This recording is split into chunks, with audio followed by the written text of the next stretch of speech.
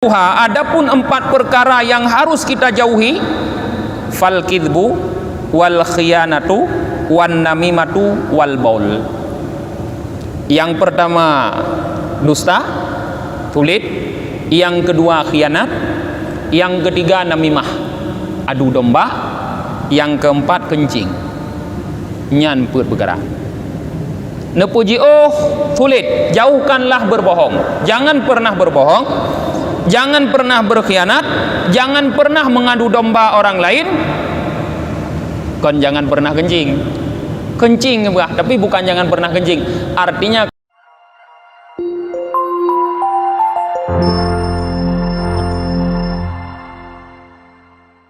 Assalamualaikum warahmatullahi wabarakatuh. Bismillahirrahmanirrahim.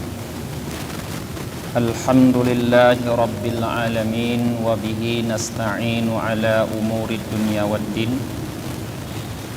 Asyhadu an la ilaha illallah wahdahu la syarika lah wa asyhadu anna Muhammadan abduhu wa rasuluhu la nabiyya ba'dah.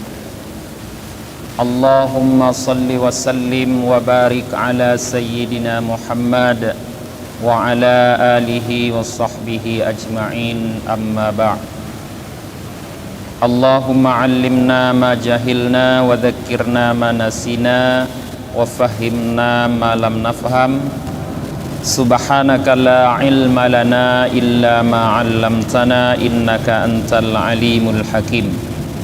Rabbi syrah li sadri wa yassir li amri wahlul 'uqdatam min lisani yafqahu qawli.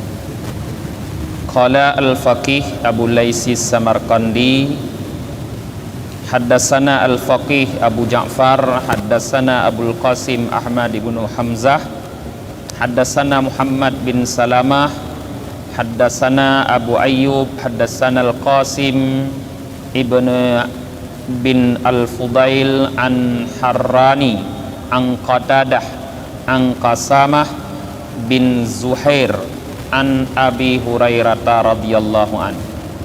Dari Abi Hurairah, semoga Allah ridha untuk beliau, beliau berkata, qala Rasulullah sallallahu alaihi wasallam, bersabda Rasulullah sallallahu alaihi wasallam, innal mu'mina idza ihtadara atatul malaikatu bihariratin fiha misku wa dhabairul rihan. Sesungguhnya seorang mukmin apabila sudah dalam keadaan ihtidar, mendatangi akannya oleh malaikat dengan membawa kain sutra yang berisi misik dan bunga-bunga yang berbau harum. Watasilu ruhahu kama tasilu sya'rata minal ijin. Lalu malaikat itu mengeluarkan roh orang mukmin sebagaimana ia mengeluarkan sehelai rambut dari tepung. Wa yuqalu, dan dikatakan, ayyatuhan nafsul mutmainnah irji'i ila rabbiki radiyatan mardiyatan anka ila rahmatillahi ta'ala wa ridwanih. Hai jiwa yang tenang, kembalilah engkau kepada Tuhanmu dalam keadaan ridha, lagi diridai untukmu, kepada rahmat Allah Ta'ala dan keridaannya. Wa idza akhrajat ruhahu wada'at ala dhalikal misk warrihan. Apabila malaikat tadi sudah mengeluarkan ruh orang mukmin, ia meletakkan ruh orang mukmin di atas misik dan bunga-bunga yang berbau wangi. Watuyat alaihal harir, lalu dibalut ruh tersebut dengan kain sutra. Wa bu'itsa biha ila illiyin, dan dinaikkan hingga tercatat di illiyin. Jadi para jamaah yang dirahmati oleh Allah Subhanahu wa taala, hadis ini melanjutkan apa yang telah kita baca 2 minggu yang lalu tentang perjalanan ruh seorang hamba di saat keluar dari tubuhnya sampai tercatat pada tempatnya masing-masing, sampai didaftarkan pada tempatnya masing-masing. Dalam hadis ini Rasulullah bercerita bahwa seorang mukmin apabila dalam keadaan ihtidar. Ihtidar itu yaitu dalam keadaan menyo bahasa gedanyo bahasa Aceh nada, di mana ruh sudah berada di dada dan pandangan kita sudah tertutup terhadap dunia, terbuka terhadap hal-hal yang gaib yang semula tidak dapat kita lihat. Di saat itu seorang mukmin didatangi oleh malaikat yang membawakan kain sutra yang berisi minyak misik dan bunga-bunga yang berbau harum.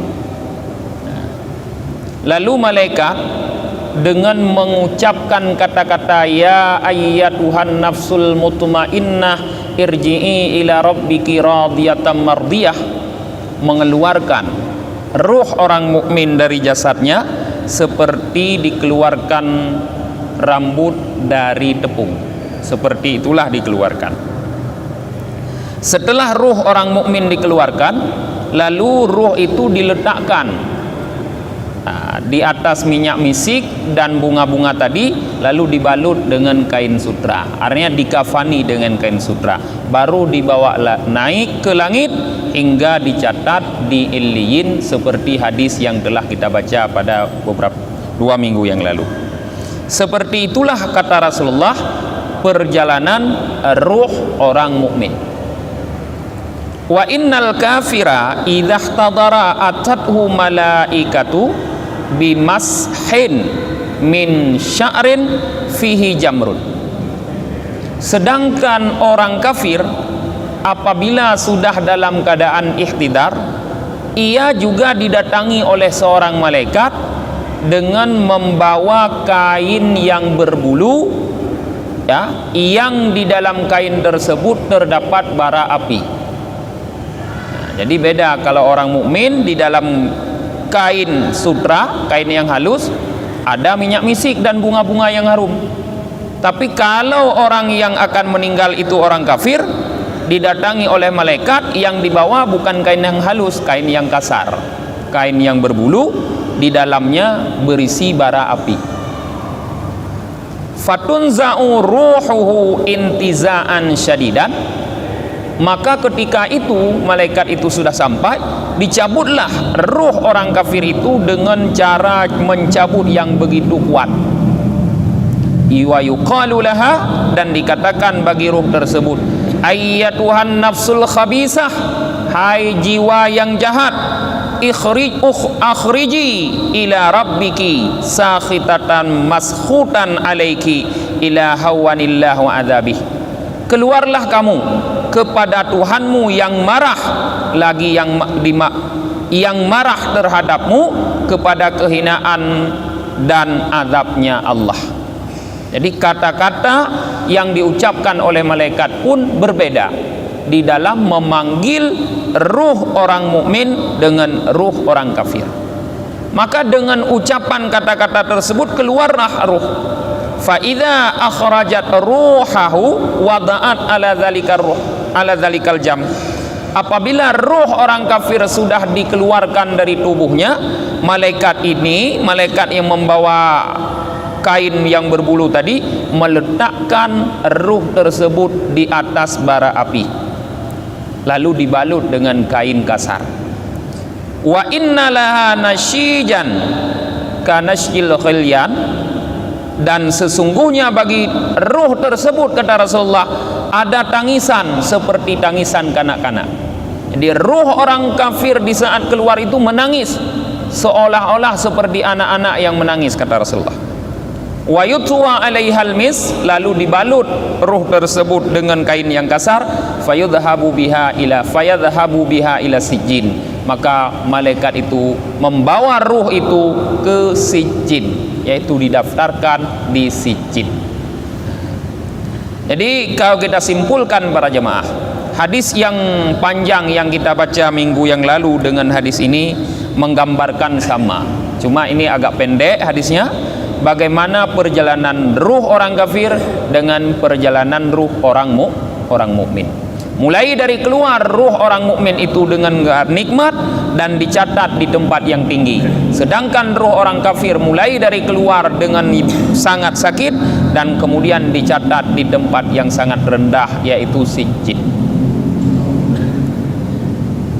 Warawa al-faqih Abu Ja'far bi isnadihi an Abdullah bin Umar radhiyallahu taala anhuma, meriwayatkan oleh Abu Ja'far dengan isnadnya bersumber dari Abdullah bin Umar, semoga Allah ridha untuk keduanya.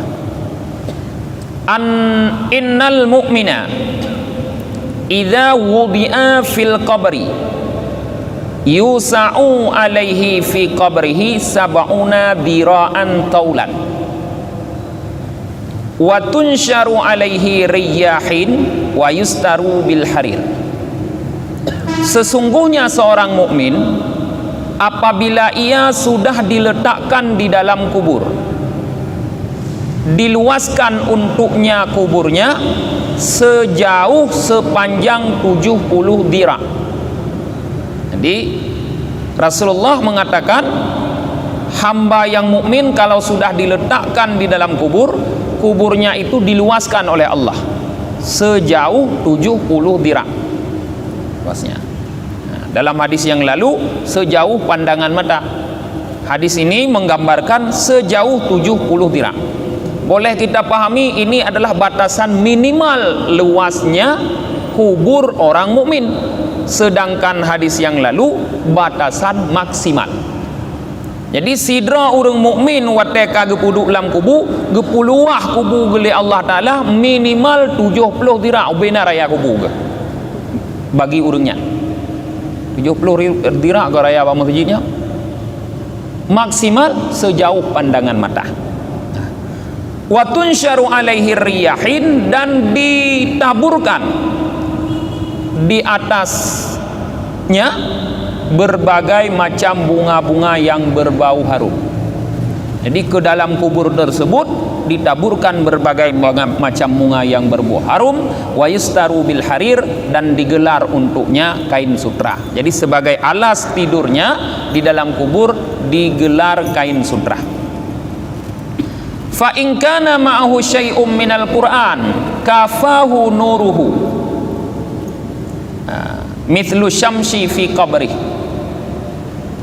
Jika orang mukmin itu punya hafalan Quran walaupun sedikit, dia punya hafalan Quran walaupun sedikit, maka hafalan Qurannya itu mencukupi cahaya di dalam kuburnya seperti cahayanya matahari. Jadi Quran yang kita baca-baca sekarang ini nanti para jamaah akan menjadi penerang dalam kubur. Quran yang nadanya hafai-hafainya minimal nada hafai Fatihah dia. Nada hafai surah Al-Ikhlas minimal nada pada bawah surah hafai. Nah, dia nanti akan dijadikan oleh Allah seperti matahari yang menyinari kubur sehingga kubur kita terang. Wa yakunu mithluhu kamithli urusi tanamu. Orang mukmin di dalam kubur itu seperti pengantin yang tidur. Seperti pengantin di malam pertama tidur di atas ranjangnya. Seperti itulah. Wala yuqaduha illa ahabbu ahliha ilaiha. Tidak ada yang berani membangunkannya kecuali orang yang paling dia cintai di antara keluarganya. Artinya yang berani membangunkannya hanya kekasihnya. Pengantin tengah malam dengun, so yang ya pugo, karena mungkin ya tuang ya pugo, kecuali Haji Umar bapilum joni kena ya bugo kau nyan dan nyo ada ya bugo ya tho yang bugo yang ke perumah yang je bugo ne bedah hai jubang. Seperti itulah enaknya tidurnya orang mukmin di dalam kubur. Fataqumu min naumiha ka'annaha lam tasma' minhu. Kata Rasulullah, maka kalau dia sudah dibangunkan, bangun ia dari tidurnya seolah-olah dia tidak puas terhadap tidur tersebut. Jadi orang mukmin watai gebudah lagi hansip lom tentang watai gebudah dalam kubur gepugo. Wa innal kafira yudiqu alaihi qabrahu hatta tadkhula adla'uhu fi jawfihi. Sedangkan orang kafir apabila sudah diletakkan di dalam kubur, kuburnya disempitkan sehingga tulang-tulang rusuknya masuk dalam rongga-rongganya. Artinya tulang-tulang rusuknya patah sehingga bersatu dalam rongganya. Seperti itulah orang kafir. Wa yursalu alaihi hayyatun ka'amsali a'naqil bukhti. Dan diutus untuk orang kafir di dalam kubur ular yang seperti leher unta atau sebesar leher unta. Fayakulanna lahmahu hatta la yadarna ala admihi lahman. Maka ular tersebut memakan daging orang kafir di dalam kuburnya sehingga tidak ditinggalkan di atas tulang sedikit pun daging. Jadi semua daging orang kafir itu habis dimakan oleh ular yang diutus oleh Allah ke dalam kubur orang kafir yang sebesar leher unta. Fatursalu lahu malaikatul azabi thummum bukmun umyun. Lalu diutus untuk orang kafir itu seorang malaikat azab yang berkarakter summum bukmun umyun, yang tuli bisu buta. Jadi seorang malaikat azab diutus untuk mengazab orang kafir dalam kubur oleh Allah yang dalam keadaan tuli bisu buta. Jadi malaikat itu tuli bisu buta. Ma'ahum maqami'u min hadid. Malaikat itu membawa pemukul yang terbuat dari besi, cambuk yang terbuat dari besi. Yadribunahu biha. Lalu malaikat itu memukul orang kafir dengan cambuk tersebut. La yasma'una sautahu fayarhamuhu. Malaikat itu tidak mendengar suara tangisan orang dalam kubur itu sehingga menjadi sayang. Wala yubsirunahu, dan tidak melihat sehingga menjadi kasihan. Jadi rahasianya kenapa Allah Ta'ala mengutus malaikat yang tuli, yang bisu, yang buta? Karena kalau malaikat yang seperti itu yang mengazab, maka kalau kita menangis, dia tidak mendengar tangisan kita sehingga dia tidak merasa kasihan. Kalau kita menghibah, dia juga tidak mendengar. Kalau kita kesakitan, dia tidak melihat karena dia buta. Tugasnya cuma memukul, terus dia memukul tanpa ada belas kasihan. Seperti itulah azab. Fatu'radu alaihin nar bukratan wa asyiyah. Lalu dinampakkan kepada orang kafir itu api neraka bukratan wa asyiyah, setiap pagi dan sore. Artinya mulai pagi sampai sore, setiap harinya dia selalu melihat api neraka. Seperti itulah para jamaah roh dan jasad yang sudah berada dalam kubur. Hadis pertama tentang cara keluarnya sampai didaftarkan. Hadis kedua bagaimana ruh dan jasad itu kalau sudah ada dalam kubur. Juga terjadi perbedaan. Ruh dan jasad orang mukmin diperlakukan dengan perlakuan yang sangat baik, sedangkan ruh dan jasad orang kafir diperlakukan dengan perlakuan yang sangat jahat. Maka kita para jamaah ingin agar di saat ruh keluar dari tubuh kita, kita dalam keadaan beriman. Jangan sampai ruh keluar dari tubuh kita didahului oleh keluarnya iman. Beawai jitubit iman ilelam tubuh tu, baru hitubit roh nyo yang iyo tu. Artinya sekarang kita mungkin orang beriman, tapi tidak ada jaminan iman itu akan sanggup kita pertahankan sampai ruh kita keluar. Hana jaminan, hana terjamin, hana sojud jamin loh. Jangankan kita, ulama besar di masa tabi'in, waliullah yang bernama Hasan al-Basri, di saat beliau ingin melamar seorang waliyah, seorang wali perempuan yang bernama Rabi'atul Adawiyah, Rabi'atul Adawiyah memberikan pertanyaan, tidak mampu beliau jawab. Padahal Rabi'atul Adawiyah itu seorang wali juga di saat itu. Dilamar oleh Hasan Basri, ditanyakan di antara 4 pertanyaan Rabi'atul Adawiyah, wahai Hasan, kalau saya meninggal, apakah saya akan meninggal dengan beriman atau kufur kepada Allah Ta'ala? Apa kata Al-Hasan? Hadza minal ghaibi. Ini perkara gaib, kita tidak bisa menjawab. Artinya sehebat Hasan al-Basri saja tidak mampu mengetahui bahwa orang yang hidup sekarang ini sudah menjadi wali akan terjamin keluar dari roh dari tubuhnya dalam keadaan beriman.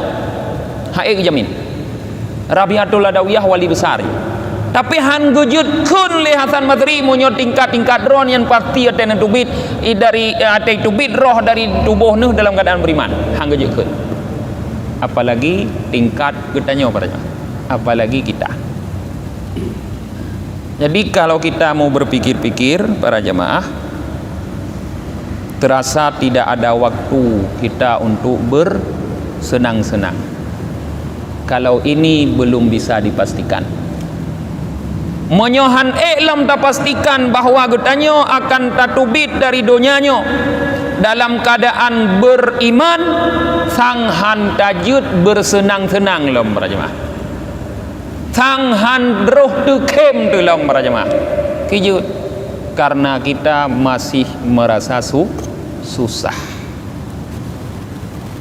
Seandainya getanyo tatubit dalam beriman, alhamdulillah, mulai keluarnya ruh dalam keadaan enak sampai dalam kubur dalam keadaan enak. Tapi bayangkan para jamaah kalau seandainya kita keluar dari dunia ini dalam keadaan kafir, mulai dari keluar dalam keadaan yang sangat menyakitkan sampai di dalam kubur juga dalam keadaan yang sangat menakutkan para jamaah. Kalau kita mau bertafakkur tentang ini, mudah-mudahan tafakkur kita itu para jamaah akan membuat kita lebih bersungguh-sungguh untuk berusaha mempertahankan iman. Yaitu seperti ayat yang kita baca yang lalu, innal ladzina qalu rabbunallah tsumma istaqamu. Sesungguhnya orang-orang yang mengatakan Rabbnya adalah Allah, kemudian ia istiqamah. Untuk mengatakan Rabbunallah ini mudah, apalagi kita terlahir dari rahim orang-orang yang sudah mengatakan Rabbnya adalah Allah. Tanya lahir ba urang iman, kamu iman juga lahir tanya. Mudah. Tapi yang susah tsumastaqamu ini, kemudian kita istiqamah di atas iman ini yang susah. Kenapa susah? Karena banyak sekali godaan yang membuat iman kita bisa runtuh. Ada godaan dari eksternal, dari pihak luar, yaitu iblis dengan para pengikutnya syaitan. Yang siang malam, dari kiri kanan, dari atas bawah, dari depan belakang, terus dia mendatangi kita agar kita meninggalkan iman sampai kita meninggal nanti kelak. Ada godaan dari pihak eksternal, dari dalam tubuh kita sendiri, dalam diri kita sendiri, yaitu nafsu. Kalau mampu kita melawan yang dari luar, belum tentu kita mampu melawan yang dari dalam. Banyak orang yang mampu mengalahkan yang di luar, tapi dia terbunuh dengan musuh yang ada di dalam bentengnya, di dalam dirinya sendiri. Maka hati-hati, ada dua musuh besar yang akan terus berusaha merusak iman kita, yaitu iblis dan pengikutnya, dan nafsu yang ada di dalam diri kita, para jemaah.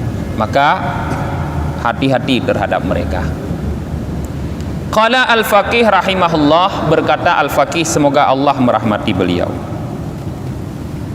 man arada ayyan juwa min adzabil qabri fa alaihi ayyulazima arba'atu asya. Al-faqih Abu Lais mengatakan, siapapun yang ingin terlepas dari azab kubur,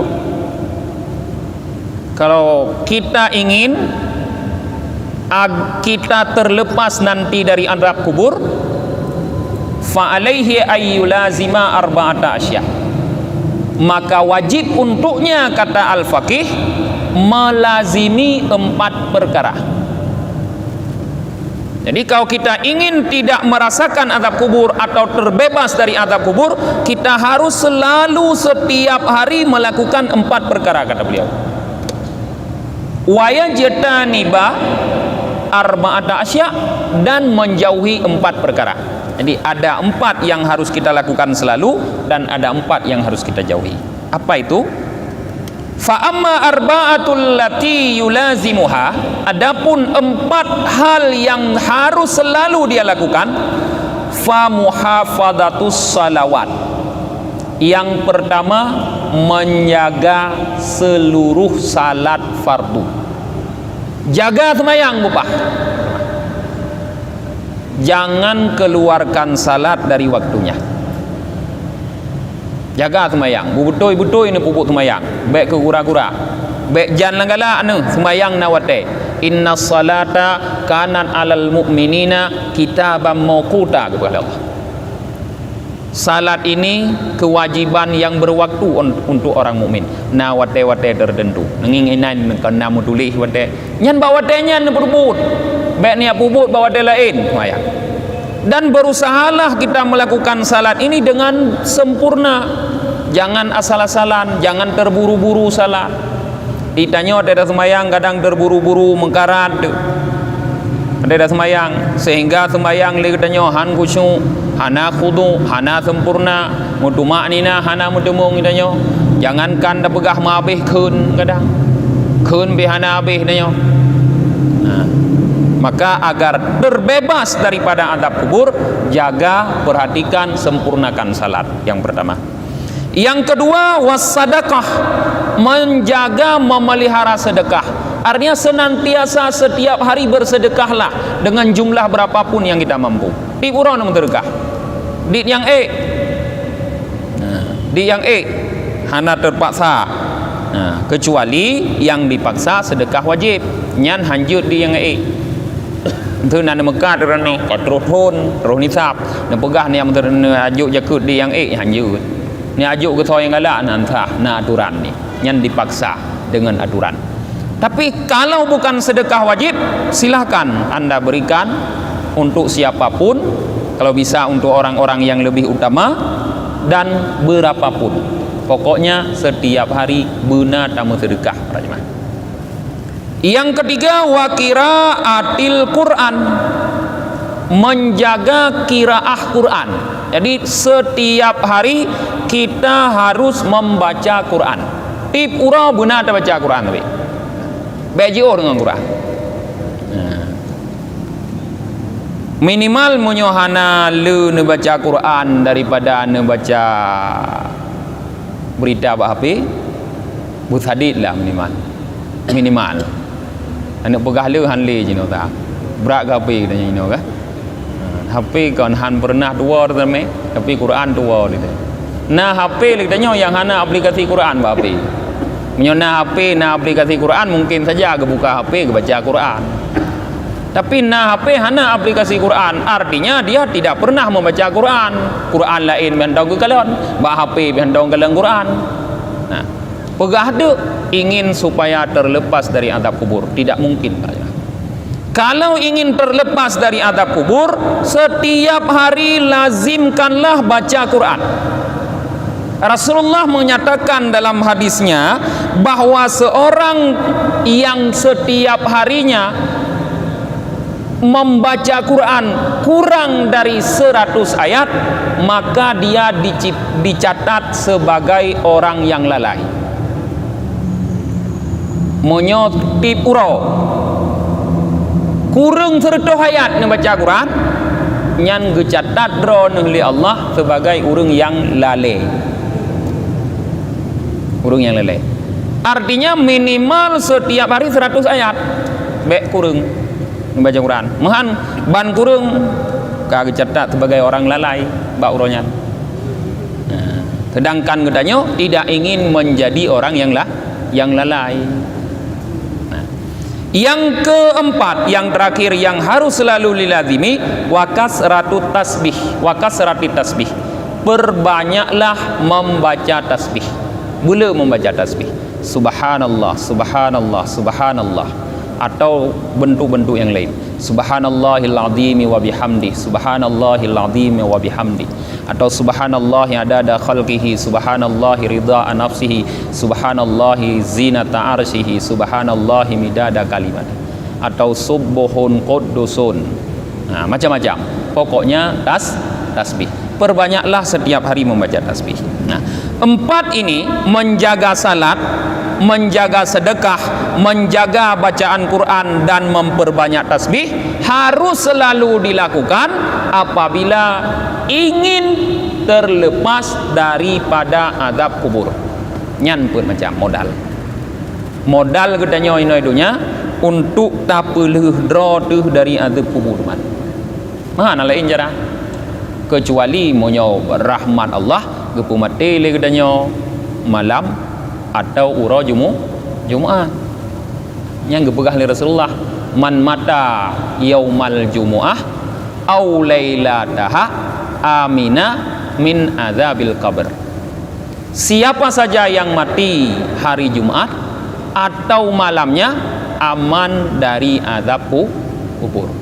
Mangka hanan depu rane baca mati nyok kada depu malam Jumaat ana baca nyoli kana jaminan kawaga jamin je nyok kada depu baca mati ni rone hang malam Jumaat ana payah bacanya manyo ana depu dak koi dak nyok lu Jumaat bacu mati tu le habis malam Jumaat bah itu mong mugrib Sabtu ka baru mati tu ana lagi kira kata mong Sabtu sebab bah dia gebang malam mugrib malam Sabtu Allah akbar baru mati dia nyo bacut dulat mati dia nyo ana kira di atau bacut awal mati ditanya golom gebang subuh hura Jumaat golom kira Jumaat mantong kira malam hameh mati ditanya nyan hana aman itu kecuali kita lakukan 4 perkara ini.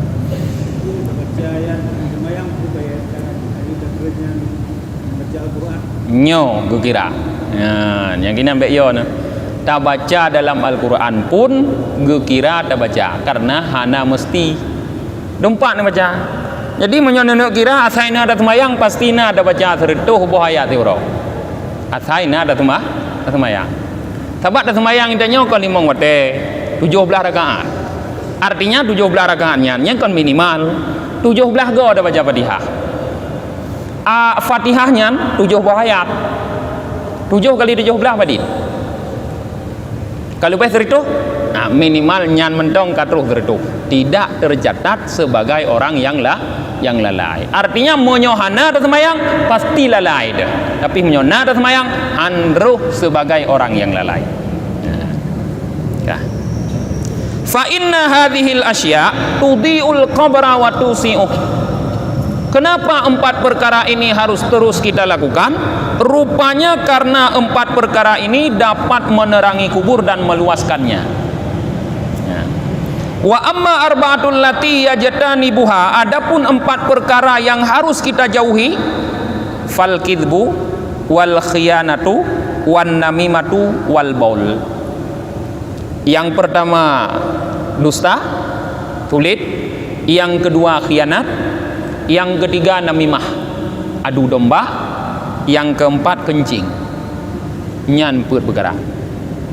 Nepuji tulit, jauhkanlah berbohong. Jangan pernah berbohong, jangan pernah berkhianat, jangan pernah mengadu domba orang lain. Kon jangan pernah kencing. Kencing tapi bukan jangan pernah kencing.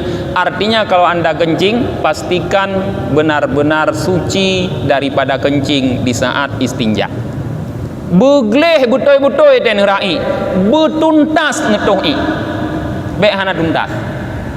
Baik akan ngetuhi nekalan sang nyokabeh ini nerahaju. Le nerai ne pertama dalam lah tengah nejak-jak keren itu bit bodoh. Nyan kunyan penyebab azab kubur teman. Hana tuntas, hana abih datuhi, leuh darah menteng na itu bit bio. Nyan penyebab azab kubur. Hati-hati para jemaah. Nah, nyan perkara yang harus jauhi berbohong, khianat. Khianat artinya tidak menunaikan amanah dengan benar. Yang ketiga namimah, mengadu domba. Artinya membawa suatu berita yang dapat memprovokasi orang lain. Nyatanya jamun kirim-kirim chat WA-nya cukup bahaya lu ngalat. Tak share geno, tak share gede, tak share muno, tak share mudi. Hanam dah baca kadang ju. Bantro bah HP tanya kata pinah ke HP orang lain ke dalam tak share. Padahal nyan kadang beritanya mau pakai orang.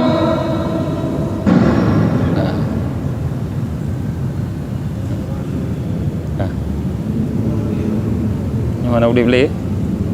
Nyo kau di lampu thang.